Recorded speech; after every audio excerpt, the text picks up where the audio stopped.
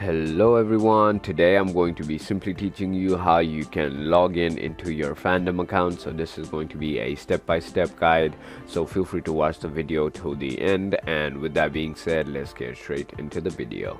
So first of all, go to any browser you want and simply go on the search bar and search for www.fandom.com.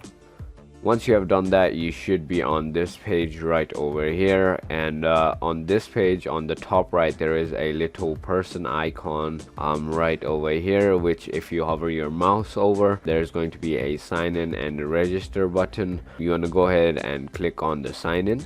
So finally, it will ask you to either sign in with your social account, basically with Facebook, Google, Twitch, or sign in with a username and password. So if you already haven't made an account, I've already made a video on how to create a Fandom account, so go watch that and come here, and then simply go ahead and enter your username and then go ahead and enter your password down here. And once you have done both of that correctly, click on sign in. And once you have done that, congratulations, you have successfully signed in into a Fandom account. If you thought this video was helpful, feel free to hit that subscribe button, hit that like button, and thank you for watching.